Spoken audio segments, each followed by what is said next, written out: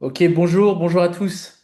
Je suis Sébastien de ZoomX. Bienvenue dans l'interview Haas et ZoomX, Moteur en marche. C'est notre série spéciale où on plonge dans l'univers du trading à travers les yeux des meilleurs créateurs de contenu et des meilleurs traders. Donc dans cette série, on combine vitesse, instinct et stratégie. Un peu comme en Formule 1, vous n'êtes pas sans savoir que ZoomX cette année sponsorise la Formule 1 et l'équipe Haas qui performe extrêmement bien cette année. Donc on est très content. Et on pense qu'il y a pas mal de convergence, de confluence entre le rythme effréné du trading crypto et la Formule 1. Trading et course automobile ont beaucoup en commun. Prendre des décisions en une fraction de seconde, rester concentré sous pression et toujours garder une longueur d'avance. Et c'est pour ça qu'on a invité certaines des voix les plus inspirantes du milieu, des personnes qui vivent pleinement le style de vie de trader et connaissent les bons outils pour aller vite et bien trader. Donc aujourd'hui, on accueille Jérémy à Crypto Brève et je suis super enthousiaste à l'idée de commencer. Jérémy, peut-être que je vais te laisser te présenter un petit peu. Ouais, ben merci pour l'invitation, c'est avec grand plaisir aussi. Bon, comme tu l'as dit, ben, j'ai un média qui s'appelle La Crypto Brève, essentiellement sur YouTube. Je fais des Mhm. vidéos quasiment quotidiennes.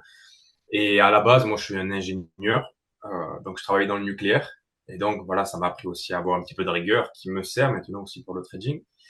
Et maintenant, je me consacre essentiellement à la crypto-monnaie, à la création de contenu, au trading, etc. Et j'essaie de partager mes connaissances et mes compétences.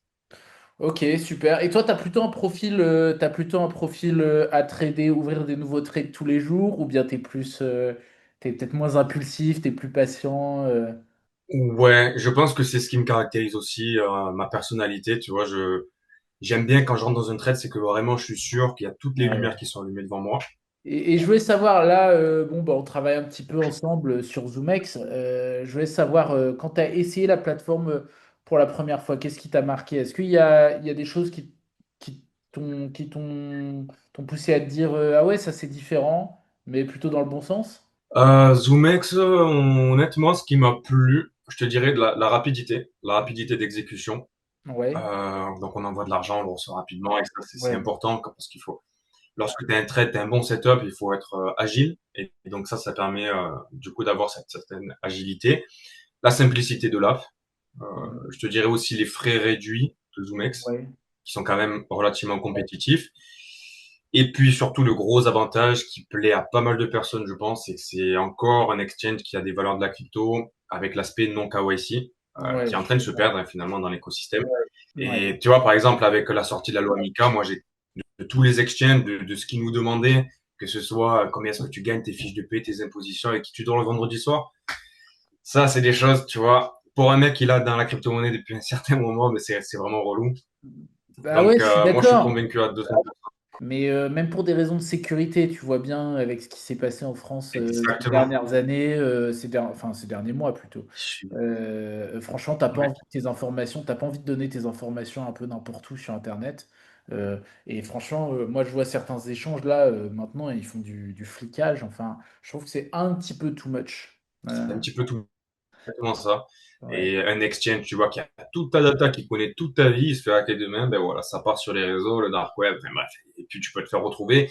Et la sécurité, c'est vraiment un point hyper, une carte qui est très importante, quoi, Ouais. entre autres. Ouais, je suis assez d'accord. Et quand tu vois ZoomX, est-ce que tu penses que c'est une plateforme qui s'adresse aussi bien aux débutants qu'aux traders un petit peu plus aguerris quand tu regardes les fonctionnalités, la façon d'utiliser? Ouais, ben je te dirais que ZoomX, en vérité, il peut répondre à tout type de trader, hein, dans le Mhm. sens où il n'y a pas à rougir des BitGet ou d'autres exchanges. Euh, je vois pas ce qu'il y aurait en moins finalement. Ouais, Et je dirais même qu'il y a des choses en plus dans le sens où on a l'aspect non KYC et ouais, puis on a des frais qui sont réduits que sur ouais, BitGet tu peux voilà difficilement retrouver. Et puis pour les nouveaux, je pense que c'est quand même très intéressant parce qu'il y a de nouvelles offres et c'est un exchange qui commence à prendre de l'ampleur, qui est en train de se développer et donc forcément donc c'est plus intéressant pour les nouveaux de rentrer sur ce genre d'exchange ben, qui permettent de se mettre gentiment dans le bain quoi. Ouais, ouais, ouais, je suis d'accord, c'est un peu la force de ZoomX. Alors, on sait qu'on est moins. Toi, donc, tu nous as dit que auparavant, tu étais, dans le nucléaire, ingénieur. Nous, on est toujours curieux de découvrir un peu Yes. la personne qui a derrière le trader, l'investisseur et le créateur de contenu. Toi, qu'est-ce qui t'a amené dans la crypto à la base? Tu te souviens de ta toute première expérience dans la crypto? Qu'est-ce que tu t'es dit, bah, je vais acheter telle crypto? Comment ça s'est passé? Ouais, du coup, la première expérience, alors on va dire, la première connue, c'est 2015, 2016, 2014. Je commençais à rentrer dans mes études, je Ah voulais être ouais. ingénieur. J'ai entendu parler du Bitcoin et il avait fait un gros bond déjà, donc c'était peut-être plus intéressant. De toute façon, j'avais pas de connaissances en trading. Et bon, je m'étais un petit peu renseigné, mais j'avais pas plus forcé que ça.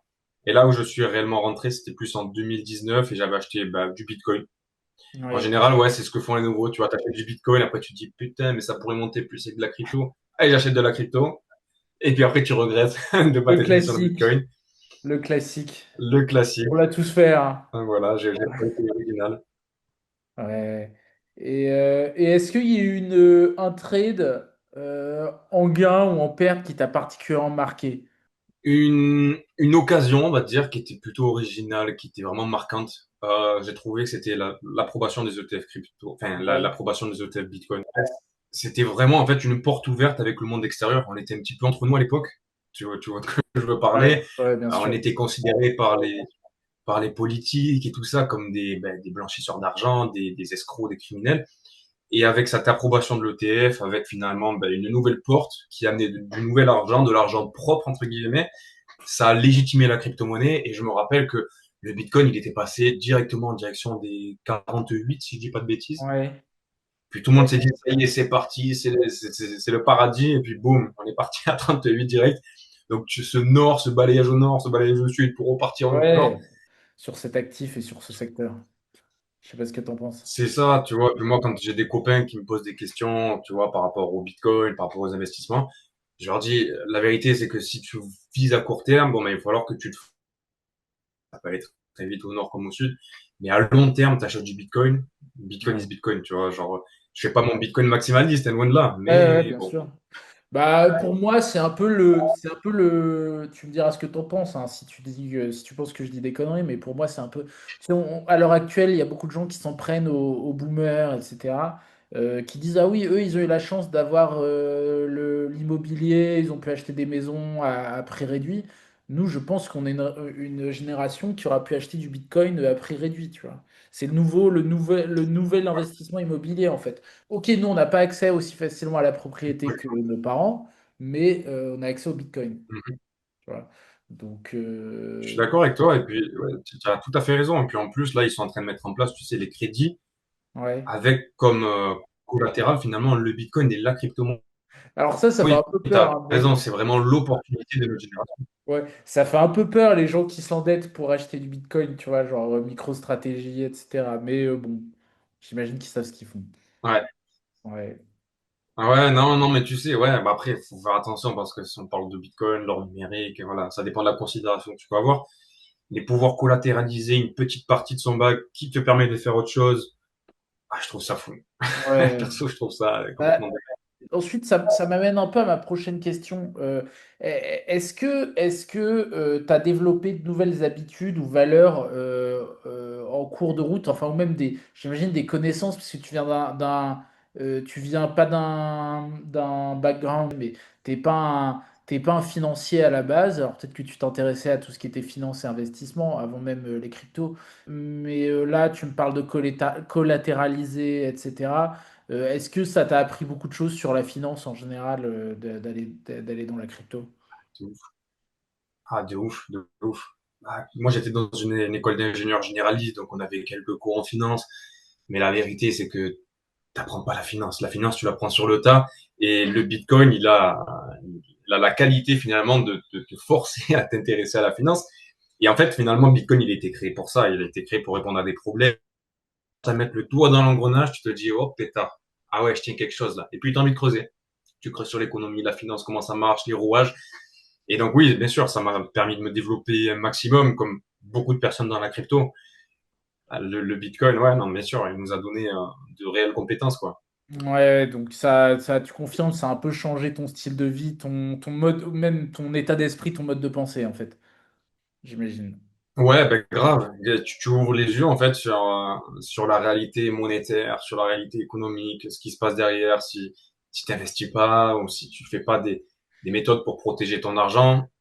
La réalité, c'est quand on te l'apprend pas à l'école, ça, tu vois. Bien sûr, bien sûr. Mais Comme tort les ou à produits raison, hein. d'école. Mais Tu bon. vois, moi, la crypto, ça a un peu changé ma vie. Au-delà de l'aspect financier, de savoir si j'ai gagné de l'argent ou pas. En fait, le truc, c'est qu'avant, bah, disons que le temps que je passe à penser à la crypto, etc., tous les jours, voilà, et toi, j'imagine que c'est pareil parce que tu travailles aussi dans la crypto, tu es créateur de contenu, c'est ton métier un peu à plein temps. Euh, c'est-à-dire que c'est du temps que tu ne passes pas peut-être à, je sais pas, à regarder Netflix ou faire d'autres choses qui sont des choses très très bien, mais je veux dire que ton quotidien il est clairement influencé par tout ça et d'une certaine manière tu penses crypto, tu vis crypto. Ouais, toi aussi ça te, Hmm, ça te parle c'est un peu ça. ce que je t'ai dit. Au début, t'as toujours une phase de déni, tu vois. Mais qu'est-ce que c'est cette connerie? Moi, j'ai toujours l'exemple quand j'étais dans mon entreprise à l'époque, à la machine à café, tu sais, il y a toujours des gens. Qu'est-ce que tu fais toi? Bitcoin?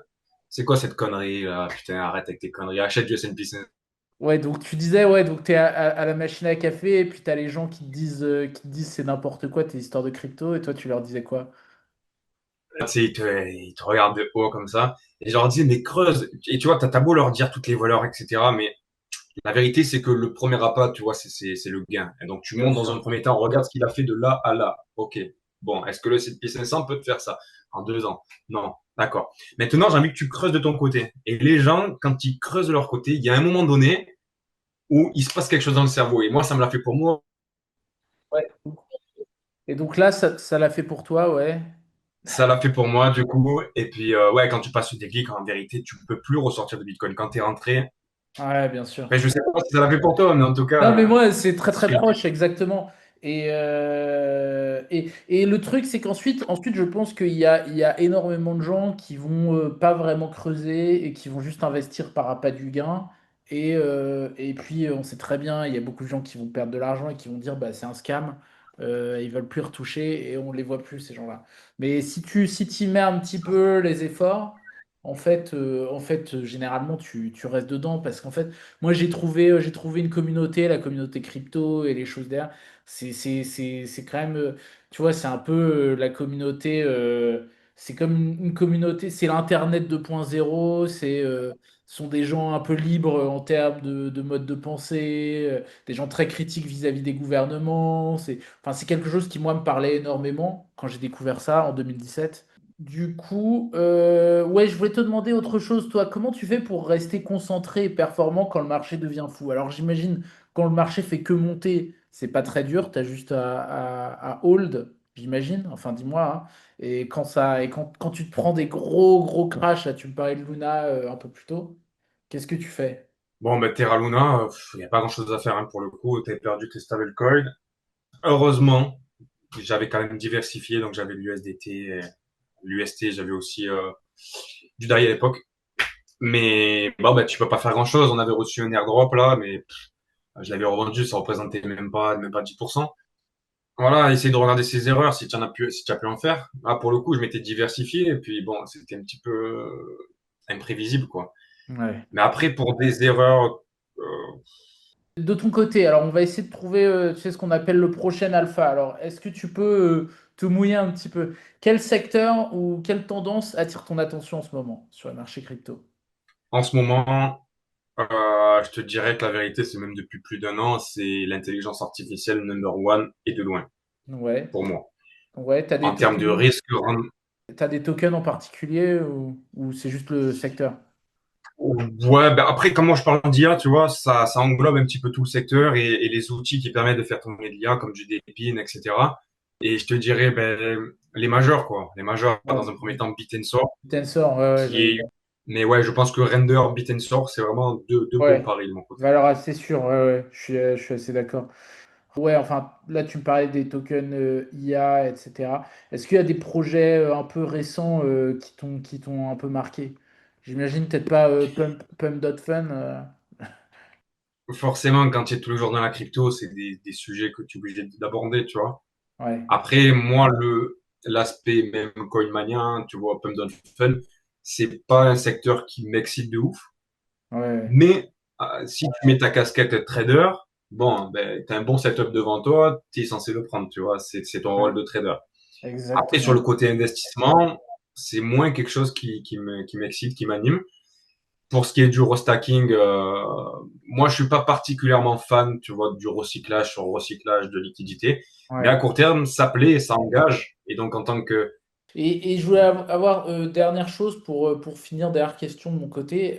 Quel est ton avis honnête sur le sentiment du marché actuel? Alors là, vraiment, le marché s'est pas mal réveillé récemment. On a eu un nouvel ATH sur Bitcoin à 123 000, comme je disais. Là, il y a Ether aussi qui a qui est pas mal grimpé récemment. Est-ce que tu penses que là, c'est juste le début du bull market ou est-ce que tu es plutôt modéré, tempéré à ce sujet-là? Tu as des petites prédictions? Enfin, Je te dirais, ça dépend en termes d'investissement ou en ouais, termes de trading. Pour de l'investissement, la temporalité, la saisonnalité, le multiplicateur, que tu l'as dit tout à l'heure, on était à 16 15 000 dollars sur le Bitcoin. Bon, ben, ça nous amène à penser qu'on est plus proche de la fin qu'au début et ouais, de loin, tu vois. ouais, je suis un peu d'accord. Euh, Après, te dire, est-ce qu'on a touché le top? Honnêtement, si je devais me tremper, je te dirais, je pense pas. Je pense qu'on a une petite marge de progression, mais surtout sur les crypto-monnaies, qui, Ouais, on l'a vu, ont fort intérêt institutionnel et les investisseurs long terme, finalement, qui, du coup, comme je te l'ai dit tout à l'heure, qui commencent à finalement faire ce transfert de liquidité. En général, il est accompagné par un pump des crypto-monnaies. ouais, Et donc, l'intérêt institutionnel qui commence à basculer sur le monde de la crypto, il semblerait que la prophétie soit en train de se réaliser, tu vois, celle qu'on a depuis des années. Et je pense que ça peut aller plus haut, surtout pour des bons projets qui peuvent attirer le regard des investisseurs plus traditionnels. Donc, je te parlerai d'Ondo, je te parlerai de Bitensor, Ethereum en tant que tel.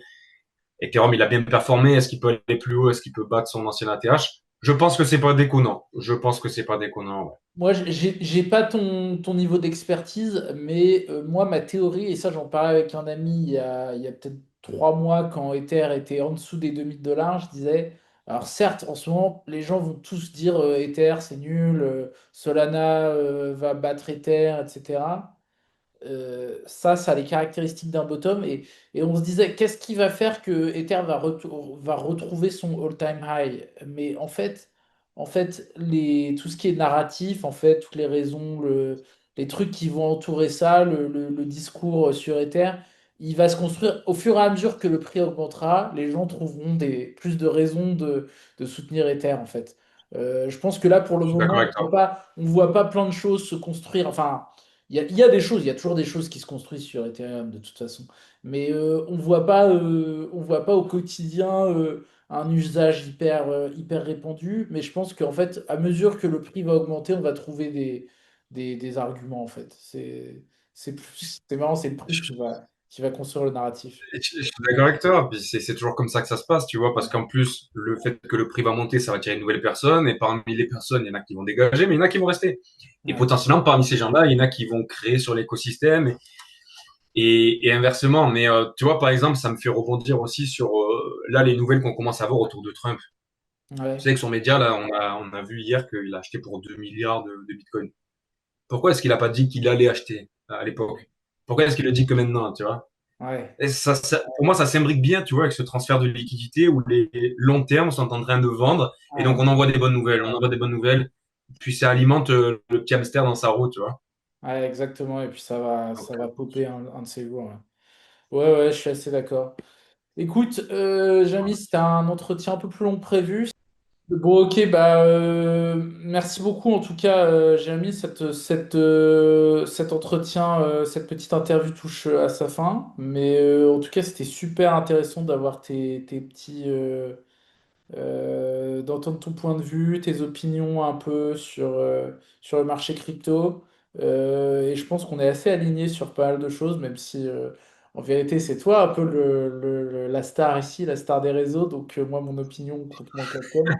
toi l'expert. Petite star. Euh, mais je voulais savoir si tu avais un petit mot pour conclure, toi, sur quelque chose dont on n'a pas parlé, quelque chose dont tu aimerais parler sur le sujet de la crypto et l'actualité.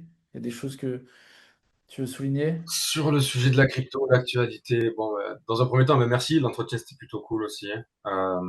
Et puis, si je devais te faire un petit point, je pense que on est rentré dans une nouvelle phase, c'est mon opinion en tout cas, avec les institutions. On voit que ça commence à intéresser vraiment Wall Street, etc. Et donc, il faut se pencher de plus en plus, comme je le répète régulièrement sur ma chaîne, sur l'argent qui arrive de chez eux. Parce Ouais, que, tu vois, la hausse qu'on a vue sur le Bitcoin, elle a été majoritairement tu vois, faite finalement par les institutions, par l'argent des ETF, par Michael Saylor, par Metaplanet. ouais, Et donc, pour ceux qui regardent des outils, je pense que c'est intéressant de se focus aussi sur cet argent-là. On n'a pas beaucoup d'indicateurs pour l'instant. Donc, essayez de faire à la mano ou alors vraiment d'essayer de vous renseigner vraiment sur cet argent qui arrive par cette nouvelle porte parce que il influe beaucoup le marché. ouais. Voilà. Je suis assez d'accord. Ok, merci beaucoup pour ce précieux partage, Jérém. Je vais te C'était un libérer plaisir. là. Et en tout cas, bonne continuation avec ta daily crypto brève. Et ouais, Merci beaucoup. on essaiera de faire passer nos updates côté ZoomX, nos news, à travers Ouais. tes revues quotidiennes du marché. Et voilà, et je te souhaite une bonne journée. Eh Ciao. bien, merci également. Bonne journée.